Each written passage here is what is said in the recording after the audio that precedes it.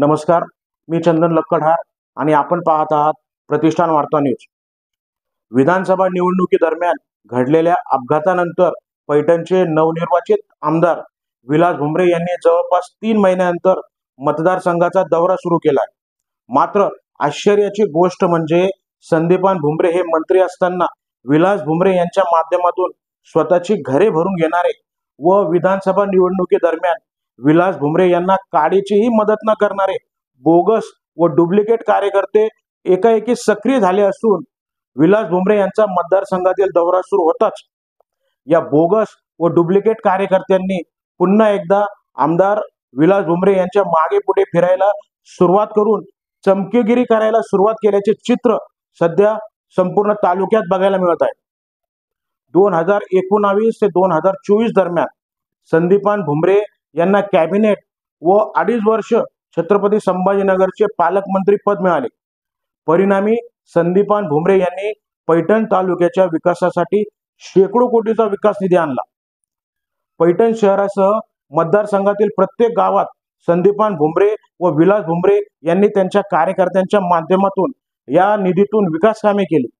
पैठण शहरासह मतदारसंघातील प्रत्येक गावात भरघोस निधी दिल्यामुळे विलास भुमरे हे सहजच पैठण विधानसभेची निवडणूक जिंकतील असा अंदाज भुमरे पिता पुत्रांचा होता।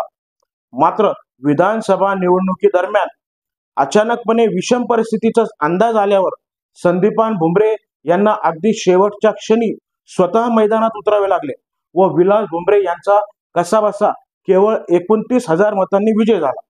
या निकालानंतर मतदान केंद्र निहाय माहिती समोर आल्यावर स्वतःला भुमरेचे कट्टर कार्यकर्ते म्हणणाऱ्या पैठण शहरासह तालुक्यातील बहुतांशी कार्यकर्त्यांची पितळ उघड पडली।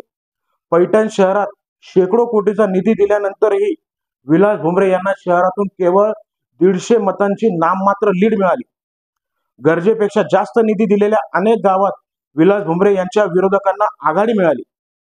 भरमसाठ विकास निधी दिल्यानंतरही विलास भुमरे यांना या निवडणुकीत कसरत का करावी लागली याबाबत आम्ही प्रतिष्ठान वार्ता न्यूजच्या माध्यमातून मतदारांशी चर्चा करून फॅक्ट चेक करण्याचा प्रयत्न केला। संदीपान भुमरे यांनी अत्यंत प्रामाणिकपणे मतदारसंघाचा विकास करण्यासाठी हजारो कोटीचा निधी आणला। मात्र ज्याप्रमाणे या निधीतून विकास कामे व्हायला पाहिजे होती तशी दर्जेदार कामे झाली नाही। पैठण शहरासह प्रत्येक गावात भुमरे पिता पुत्रांनी आपल्या कार्यकर्त्यांच्या माध्यमातून विकास कामे केली। मात्र बहुतांशी कार्यकर्त्यांनी अत्यंत निकृष्ट पद्धतीने विकास कामे करत स्वतःचा स्वार्थ साधून घेतला। परिणामी या बोगस कामामुळे तालुक्याचा खरा विकास झालाच नाही व जनतेला या विकास निधीचा पाहिजे तसा फायदाही झाला नाही।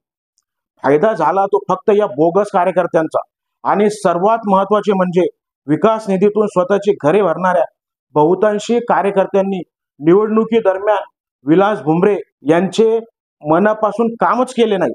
या प्रमुख कारणामुळे विलास भुमरे यांना ही निवडणूक जिंकताना मोठी कसरत करावी लागली ही फॅक्ट आमच्या समोर आली। आणि आता विधानसभा निवडणुका संपन्न झाल्यानंतर हेच डुप्लिकेट व बोगस कार्यकर्ते पुन्हा एकदा सक्रिय झाले असून विलास भुमरे यांचा दौरा सुरू होताच या बोगस कार्यकर्त्यांनी त्यांना घेरायला व त्यांच्या समोर चमकोगिरी करायला सुरुवात केली आहे। यामुळे आम्हाला प्रतिष्ठान वार्ता न्यूजच्या माध्यमातून आमदार विलास भुमरे यांना नम्रपणे आवाहन व विनंती करायची आहे की आपण कार्यकर्त्यांचे योग्यपणे मूल्यमापन करून खरे व बोगस कार्यकर्ते ओळखावे। तसेच सर्वात महत्त्वाचे यापुढे पैठण शहर व मतदारसंघात विकास कामे करताना त्यांच्या दर्जावर विशेष लक्ष द्यावे असे आवाहन आम्ही आमदार विलास भुमरे यांना करत आहोत। आपणास आमच्या बातम्या विश्लेषण आणि व्हिडिओ आवडल्यास चॅनल लाईक शेअर व सबस्क्राईब करा। धन्यवाद।